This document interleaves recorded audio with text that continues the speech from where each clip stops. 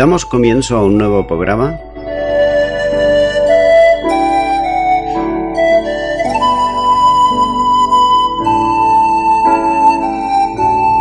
Servidores de Dios.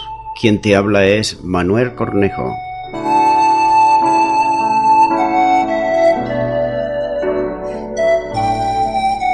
Este es un programa que está respaldado por la Iglesia Evangélica Misión Evangélica de Cataluña.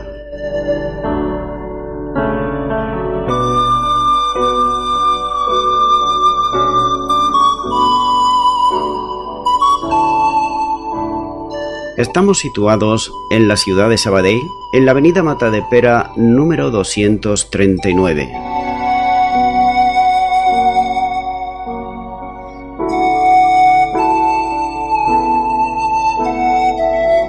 Antes de dar introducción a la palabra de Dios, estaremos poniendo una alabanza.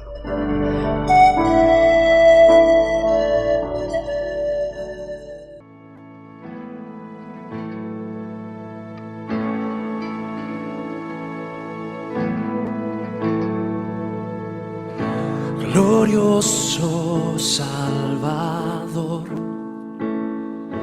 divino Redentor, me postraré ante ti.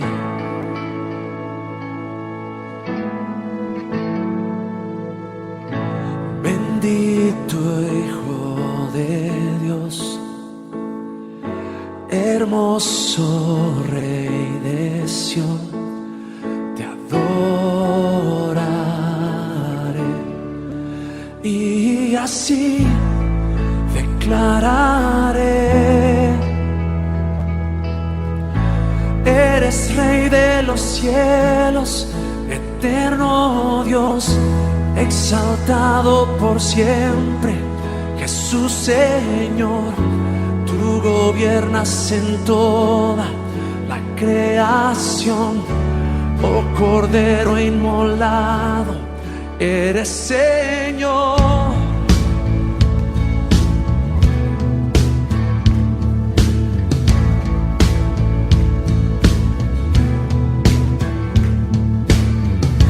Glorioso Salvador,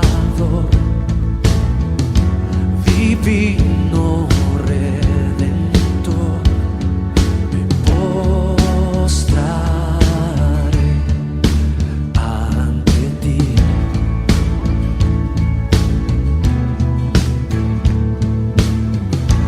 Bendito Hijo de Dios, hermoso Rey de Sión, te adoraré y así declararé: eres Rey de los cielos, eterno Dios, exaltado por siempre, Jesús Señor. Tú gobiernas en toda la creación, oh Cordero inmolado, eres Señor. Las naciones enteras se postrarán y tu nombre por siempre bendecirán. Por los siglos tu gloria nos llenará y veremos tu fuerza y majestad. Yeah. Yeah, yeah.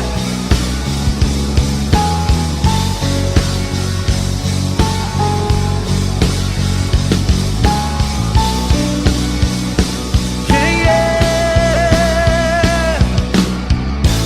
Eres Rey de los cielos, eterno Dios, exaltado por siempre, Jesús Señor. Tú gobiernas en toda la creación, oh Cordero inmolado, eres Señor. Las naciones enteras se postrarán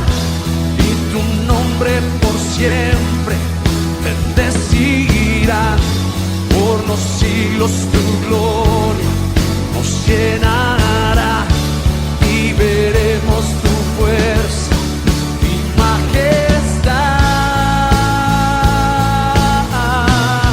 Oh yeah, eres Rey de los cielos, eterno Dios, exaltado por siempre, Jesús Señor. Tú gobiernas en toda la creación, oh Cordero inmolado, eres Señor. Las naciones enteras se mostrarán y tu nombre por siempre bendecirán. Por los siglos tu gloria nos llenará y veremos tu fuerza y majestad. Oh yeah, yeah. Si te exaltamos, Cordero de Dios,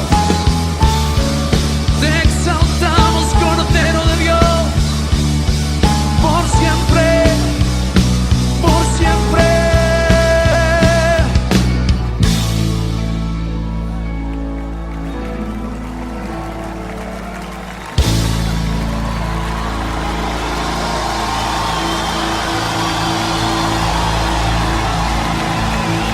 Yeah.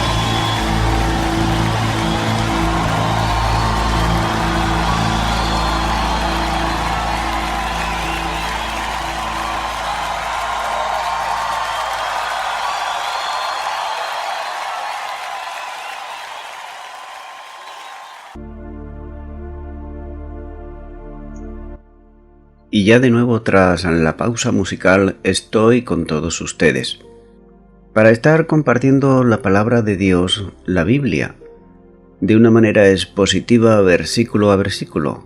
Es por eso que en esta ocasión lo estaré haciendo en el libro de los Hechos, comenzando por el capítulo 7 y versículo 1, donde nos dice la palabra de Dios. El sumo sacerdote dijo entonces: ¿es esto así? El acusado compadece ante el tribunal. La pregunta del sumo sacerdote que preside la reunión del Sanedrín va a dar paso a las declaraciones de la defensa que Esteban quiere ahora presentar.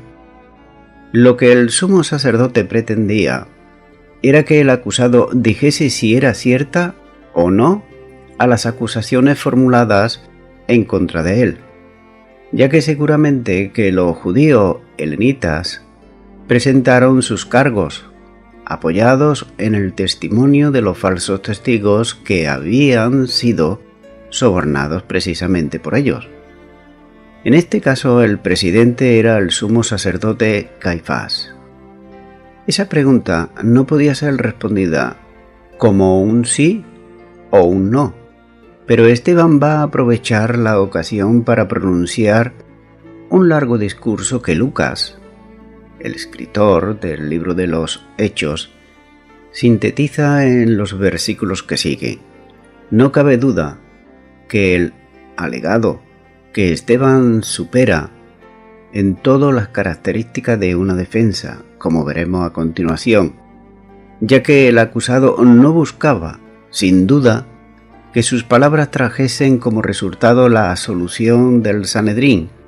En lugar de ser la defensa de una persona, es la defensa misma del cristianismo delante de quienes no toleran sus enseñanzas. Es el contraste claro del cristianismo frente al judaísmo. Con todo, Esteban pone delante de los jueces la argumentación bíblica por la acusación formulada contra él, las cuales, como veremos, no se sustentaban. A continuación veremos en los versículos 2 al 8 nos va a estar hablando de la referencia en cuanto a Abraham. Por eso comienza con el versículo 2 y dice: Y él dijo: varones, hermanos y padres, oíd, el Dios de la gloria apareció a nuestro padre Abraham, estando en Mesopotamia, antes que morase en Harán. Esteban hace uso de la palabra para responder a la pregunta formulada por el sumo sacerdote Caifás. Con toda maestría, el discurso, de tal manera que capta la atención de todo el concilio. Es una introducción la que hace Esteban respetuosa y también afable, utilizando una frase en vocabulario. Se dirige a los presentes llamándoles hermanos y padres. Nótese que al llamarles hermanos, se identifica con ellos en el tronco común de la nación hebrea, procedente precisamente de Abraham. Y también al llamarles padres, expresa el respeto que le merece quien están investidos de la máxima autoridad jurídica en Israel. De manera que Esteban no quiere que nadie pierda el hilo de sus palabras, por lo que le pide atención a los que van a estar oyendo sus palabras, cuando él le dice oír, escuchar, prestar atención. No se sabe la fuente que Lucas usó para trasladar el discurso de Esteban, pero bien pudiera haber sido la de Pablo. En ese caso, ahí se le conocía como Saulo, que estaba presente en el Sanedrín en aquella ocasión. Sigue diciendo en este versículo 2, el Dios de la gloria apareció a nuestro padre Abraham, estando en Mesopotamia. La primera relación de Abraham con Dios parte de la iniciativa divina. No fue Abraham quien fue a buscar a Dios, sino que Dios se le apareció a él. Es exactamente igual que nosotros. Nosotros no es que fuésemos directamente a buscar al Señor. Fue el Señor el que nos llamó a cada uno de nosotros, que le hemos recibido en nuestro corazón como Señor y Salvador, y nos llamó individualmente por nuestro propio nombre. En este caso también lo hace aquí, en cuanto a Abraham. Es por eso que Esteban califica a Dios como el Dios de la gloria, es decir, el que se manifiesta en gloria o rodeado de su gloria. Era el Dios glorioso que el pueblo de Israel había visto en el esplendor de su grandeza, cuando con su presencia se manifestaba entre el pueblo, llenando el santuario, de modo que nadie podía entrar en él a causa de la gloria de Dios, como nos dice en Éxodo capítulo 40, versículo 34. Entonces, una nube cubrió el tabernáculo de reunión y la gloria de Jehová llenó el tabernáculo. Esa gloria también se expresa en hebreo como la Shekinah, donde nos muestra luego más adelante, cuando Salomón terminó el templo de Dios, que esa gloria también descendió y los sacerdotes no podían precisamente ministrar a causa de la Shekinah, es decir, de la gloria de Dios. Es por eso que a través de estas y otras manifestaciones de Dios, los israelitas pudieron darse cuenta que no eran comparables con la de ningún otro Dios inventado por los propios hombres, ni con ningún conocimiento que Abraham pudiera tener acerca de la deidad, ya que la gloriosa presencia de Dios superaba en todo momento el conocimiento que él hubiera imaginado acerca de Dios. También hay que tener en cuenta que no debe de olvidarse, cuando se trata de la vida de Abraham, su origen pagano, no solamente la de él, sino también la de toda su familia. Es por eso que la fe sorprende, la de Abraham, que sale de la tierra y deja todo para seguir el llamado de Dios. Descansa primeramente en la visión gloriosa de Dios. La fe del creyente no se sostiene en mera hipótesis, sino en realidades expresivas, ya que es la firme realidad de lo que se espera y la prueba convincente de aquello que aún todavía no se ve. Como nos dice en el Nuevo Testamento la carta a los Hebreos, en el capítulo 11 y el versículo 1, hablando en cuanto a la fe, dice: Después, la fe, la certeza de lo que se espera, la convicción de lo que no se ve. La fe como regalo de Dios, que Él genera en el corazón del hombre, es una firme realidad para el creyente. No es algo ilusorio, no es algo místico, sino que es una realidad completa. El glorioso Dios, rodeado de esplendor y magnificencia, se le apareció a Abraham, de modo que el patriarca vio esa gloria, que fue muy superior a cuanto él hubiera imaginado, y por supuesto, el esplendor de la gloria de Ur de los Caldeos, en donde él vivía. Dios se manifestó a Abraham en una gloria tan excelsa que Abraham no tenía más alternativa lógica que obedecer a su llamado. Por tanto, el Génesis relata la salida de Abraham y su sobrino Lot de Mesopotamia, pero no dice nada de la revelación que había tenido allí de Dios, como nos dice en Génesis capítulo 11 y versículo 31. Y tomó Taré a Abraham su hijo, y a Lot, hijo de Harán, hijo de su hijo, y a Sarai su nuera, mujer de Abraham, su hijo, y salió con ellos de Ur de los Caldeos para ir a la tierra de Canaán, y vinieron hasta Harán y se quedaron allí. Dios había escogido a Abraham. ¿Y por qué escogió Dios a Abraham? Pues lo cogió porque Dios es soberano y puso delante de él aquel que había escogido y que le era necesario que le siguiera, como nos dice también Nehemías capítulo 9 y versículo 7. Tú eres, oh Jehová, el Dios que escogiste a Abraham y lo sacates de Ur de los Caldeos y le posites el nombre de Abraham. Continuó con el versículo 3 del capítulo 7 de Hechos de los Apóstoles, donde nos sigue diciendo la palabra de Dios. Y le dijo: sal de tu tierra y de tu parentela, y ven a la tierra que yo te mostraré. El Dios de la gloria no solo se manifestó a Abraham en la admirable dimensión de su presencia, sino que también habló con él. Desde la condición de su soberanía, está mandando aquí Dios a Abraham que salga de la tierra y deje también a sus familiares, literalmente tu parentela. Las palabras de Esteban son tomadas, literalmente, de las Escrituras, haciendo una cita del Génesis de la versión de los 70, en Génesis capítulo 12 y versículo 1. De manera que Abraham se convertiría en peregrino, puesto que debía ir desde el lugar donde estaba en Harán hasta la tierra que te mostraré. Por otro lado, no hay indicación alguna del lugar a donde el Señor le mandaba ir.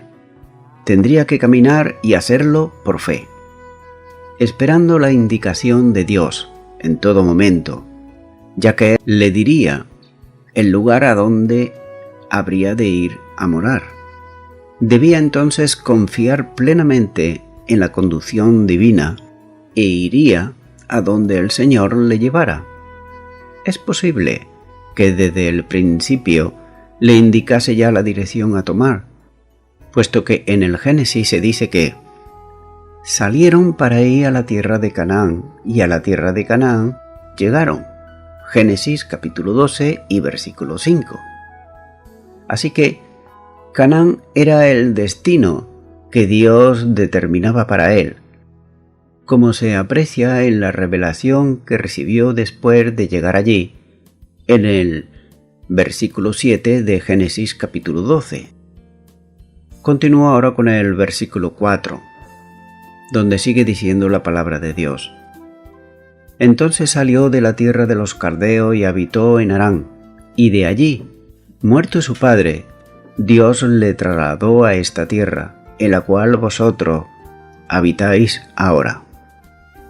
Entonces notamos que Abraham obedeció la voz de Dios, ya que él se dejó ir de la tierra de los caldeos para quedarse un tiempo en Harán, en compañía de su padre y de su sobrino Lot. Este fue el primer paso en el viaje a la tierra de la promesa que hizo Abraham. Luego de la muerte de su padre, Abraham recibió el llamado de Dios para continuar desde Harán. El lugar donde estaba no era Canaán, la tierra que el Señor había determinado para él y su descendencia era la tierra de la promesa.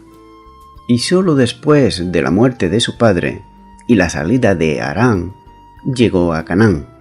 Esa era la tierra en la que ellos, como descendientes de Abraham, es decir, los miembros del Sanedrín, a quienes se dirigía, habitaban en ese momento. Por otro lado, llegar a la tierra de la promesa, que exigía el desarraigo de su antigua residencia, alcanza la descendencia que poseería la tierra. También exigía el desarraigo también de su propia familia. Entonces cabe hacerse una pregunta, y es ¿cómo debemos entender la expresión luego después de la muerte de su padre? ¿Significa tal vez que la salida de Harán se produjo después de que hubiese muerto Taré? Una lectura apresurada del discurso de Esteban conducir a esta interpretación. Por tanto, Abraham se asentó en Canaán después de la muerte de su padre, esto es, un asentamiento definitivo. Desde Harán llegó hasta Siquén, ya que es ahí la tierra de Canaán, como nos dice Génesis capítulo 12 y versículo 6.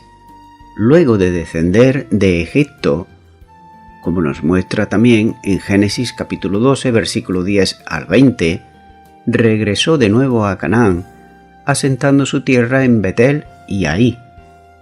Génesis capítulo 13 y versículo 3. En Canaán permaneció desde entonces hasta su muerte, sepultado en Macpela, donde estaba ya enterrada su esposa Sara, como nos muestra Génesis capítulo 23 versículos 9, versículos 19, capítulo 25 y versículo 9. Por eso, que por esta razón Esteban dice al Sanedrín que, muerto su padre, Dios le trasladó a esta tierra en la cual vosotros habitáis ahora. Continúo con Hechos capítulo 7 versículo 5, donde sigue diciendo la palabra de Dios. Y no le dio la herencia en ella, ni aun para sentar un pie, pero le prometió que se la daría en posesión, y a su descendencia, después de él, cuando él aún no tenía hijo. Repentinamente, Dios promete a Abraham que le daría la tierra de Canaán a él y a sus descendientes en una posición perpetua. Abraham era un hombre que había sido siempre un nómada, que se movía de un lado para otro precisamente buscando el alimento del ganado, pero sin embargo no era dueño de la tierra. Cuando Sara murió, él compró una cueva en Macpela, como nos muestra en Génesis capítulo 23 versículos 17 y 18, donde nos dice la palabra de Dios. Y quedó la heredad de Efrón, que está en Macpela, al oriente de Mare, la heredad con la cueva que estaba en ella, y todos los árabes que había en la heredad y a todos sus contornos, como propiedad de Abraham en presencia de los hijos de Er y de todos los que estaban por la puerta de la ciudad. Él, Abraham, no podía decir que Dios le había dado esta cueva, ya que él, Abraham, pagó por ella una suma determinada de dinero. La promesa que él recibió de parte de Dios fue que la tierra de Canaán sería para su numerosa descendencia, como nos dice Génesis capítulo 48 y versículo 4, donde nos dice: y me dijo, he aquí yo te haré crecer, y te multiplicaré, y te pondré por estirpe de naciones, y daré esta tierra a tu descendencia, después de ti, por heredad perpetua. Así que, tanto su hijo Isaac como su nieto Jacob, ellos también vivieron en tiendas, sin ser dueños de la tierra que ellos estaban ocupando. Estos tres patriarcas fueron herederos de la tierra prometida, pero todo lo que poseyeron fue la promesa de Dios, tal como dice en Hebreos capítulo 11 y versículo 9. Esteban dice que Abraham no fue dueño ni siquiera de un pedazo de tierra para poder asentar su pie. Esta es una expresión que también nos muestra en Deuteronomios capítulo 2 y versículo 5, que no tenían terreno ni siquiera para poner su pie, es decir, que no eran dueños absolutamente de nada. Pero esto sí, tenían la promesa que Dios le daría la tierra de Canaán a su descendencia. Pero Abraham seguía sin tener hijos. Antes de hacer un pacto con él, y aún antes de que Abraham se secundara, cuando los cananeos vivían en la tierra, Dios le hizo una promesa, como vemos en Génesis capítulo 12 y versículo 6, donde dice: y pasó Abraham por aquella tierra hasta el lugar de Siquem, hasta la encina de More, y el cananeo estaba entonces en la tierra. Por tanto, podemos darnos cuenta que con todo rigor Dios probó la fe de Abraham en cuanto a la tierra prometida que él le daría a su descendencia, y a su tiempo, cuando salieron de Egipto, Dios dio la tierra a los israelitas. Pero nótese por otro lado que él no vio cumplida plenamente esa promesa de parte de Dios, pero sí que la creyó. Continúo con el versículo 6, donde nos sigue diciendo: y le dijo Dios así, que su descendencia sería extranjera en tierra ajena, y que lo reducirían a servidumbre y los maltratarían por 400 años. Dios habló con Abraham en varias ocasiones. Una vez para llamarlo a dejar la tierra y también su familia, para hacerle promesas sobre él y su descendencia, para establecer su pacto, pero ahora para anunciarle el futuro de esa descendencia, cuando le dice que su descendencia sería extranjera en tierra ajena. El mensaje de Dios, en esta ocasión a la que hace referencia Esteban, hace saber a Abraham lo que ocurriría con su descendencia. Las promesas de la tierra y la bendición se alcanzarían previo paso por una experiencia de un largo tiempo de residencia, pero en tierra extraña. Por tanto, ellos serían extranjeros en esa tierra. Así que la situación de la descendencia de Abraham en la tierra extraña, que no era otra que una referencia a Egipto, no sería agradable, porque los reducirían a la condición de esclavos. El tiempo de su estancia como extranjero y esclavos sería de 400 años. Génesis, capítulo 15, versículo 13 dice: entonces Jehová dijo a Abraham: ten por cierto que tu descendencia morará en tierra ajena y será esclava allí, y será oprimida por 400 años. Pero según Moisés, el tiempo de estancia de los israelitas en Egipto fue de 430 años. Éxodo, capítulo 12 y versículo 40 dice: el tiempo que los hijos de Israel habitaron en Egipto fue 430 años. Como también, por otro lado, dijo el apóstol Pablo en Gálatas capítulo 3, versículo 17. Esto pues digo, el pacto previamente ratificado por Dios para con Cristo, la ley que vino 430 años después. Nótese que hace también aquí referencia a 430 años después. Así que, el número 400, referido en el pacto de Dios con Abraham, es un término redondo que se concreta luego de las cifras reales de la estancia en Egipto. Según los rabinos, los 430 años se extienden desde el nacimiento de Isaac hasta el Éxodo.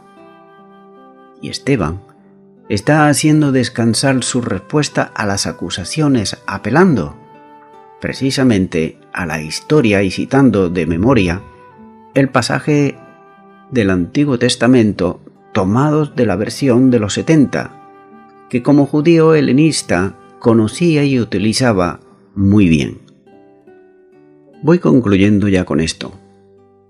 Esteban, nos damos cuenta que cuando fue acusado y estaba en medio allí del Sanedrí, él no tenía necesidad de ningún abogado, ni nadie que hablase por él, ya que Esteban basaba su defensa en la palabra de Dios, y era el Espíritu Santo de Dios el que le guiaba en todo momento a la palabra de Dios, pero le guiaba porque Esteban había aprendido la palabra de Dios.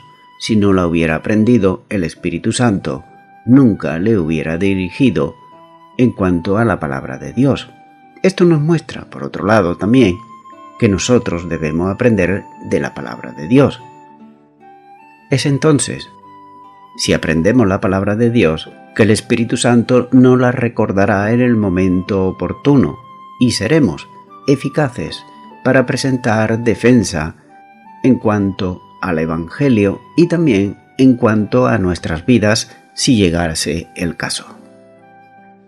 Amigo y amiga oyente, muchas personas dicen ser cristianos y también cristianas, tal vez porque nacieron en una familia cristiana.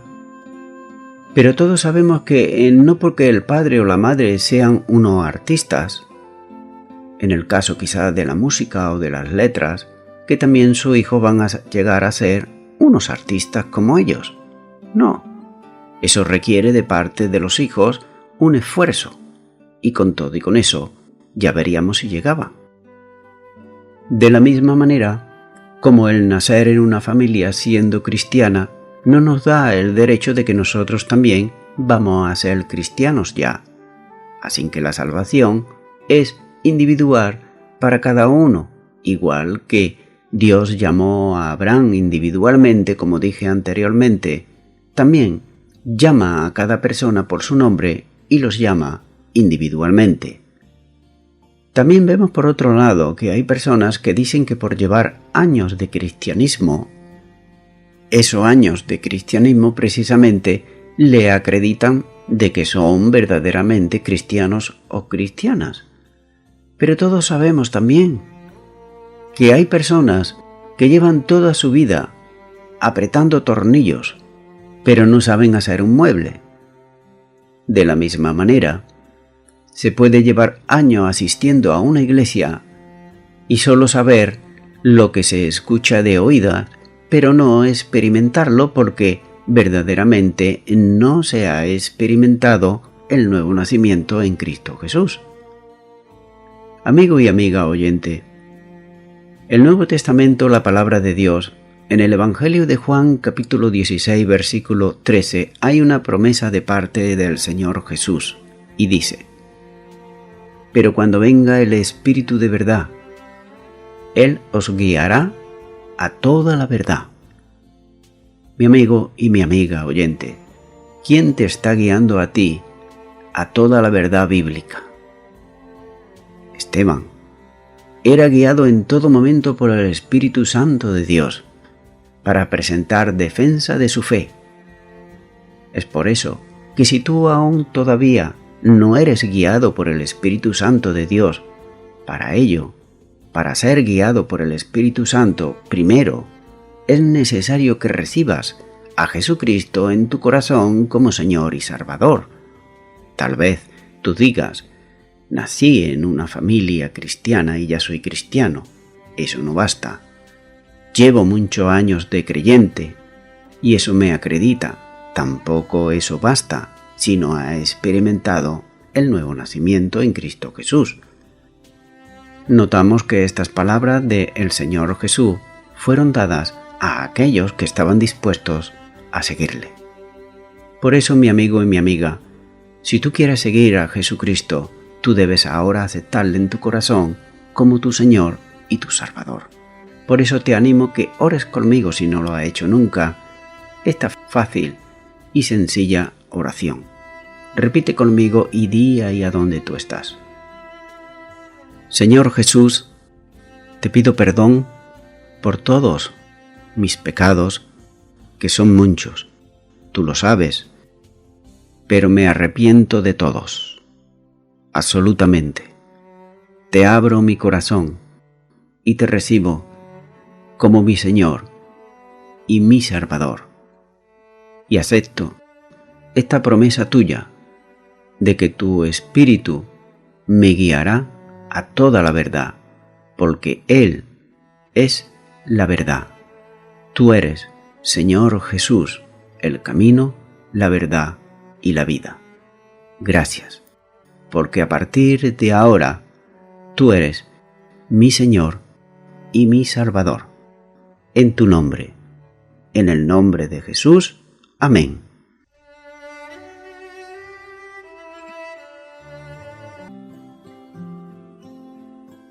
Amigo y amiga oyente, si tú has hecho esta oración de todo tu corazón, te recomiendo que comiences en primer lugar a orar a Dios en el nombre de Jesucristo.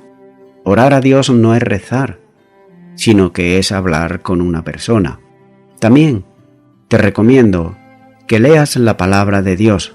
Comienza por los evangelios si no lo has hecho nunca. Y también te recomiendo que para que puedas crecer espiritualmente, te congregues en una iglesia cristiana evangélica donde se predique, se enseñe y se practique la sana doctrina y la palabra de Dios. Congrégate ahí y con el tiempo crecerás espiritualmente y podrás servir al Señor Jesucristo. Que Dios te bendiga. Y a toda la audiencia, nuevamente, ya me estoy despidiendo de todos ustedes y será hasta el próximo programa. Que Dios os bendiga a todos.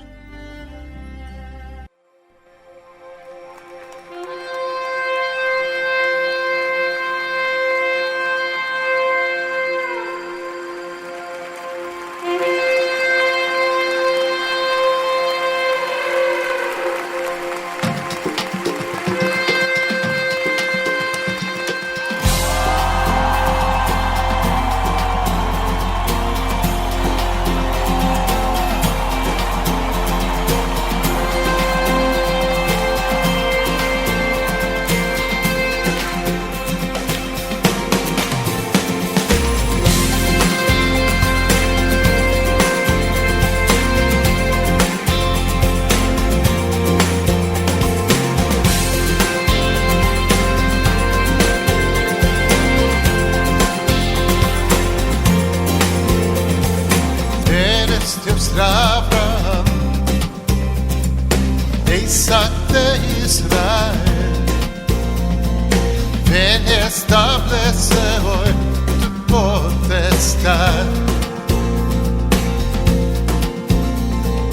Venimos a ofrecer sacrificio a tu altar. Purificanos fuego, Señor. Santo Dios, tú eres santo Dios, exaltado seas. Venimos a adorar tu nombre, Dios. Tú eres santo Dios, exaltado seas.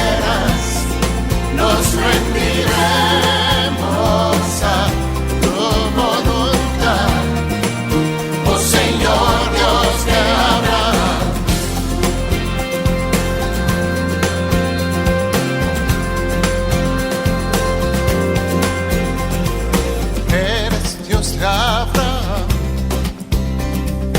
de Isaac, de Israel. Ven y establece hoy tu potestad. No hay nadie como tú. Ven, llena este lugar, exaltado en alabanza. Ven y establece hoy tu potestad. Tú eres Dios, tú eres santo Dios, exaltado serás. Venimos a adorar tu nombre, Dios. Ven, Señor, tú eres santo Dios, exaltado serás. Nos rendiremos a tu voluntad, oh Señor Dios de Abraham. Solo tú eres Señor, solo tú eres mi Dios, y por siempre reinarás, por siempre Dios, siempre Dios. Solo tú eres Señor, solo tú eres mi Dios, y por siempre reinarás, por siempre Dios.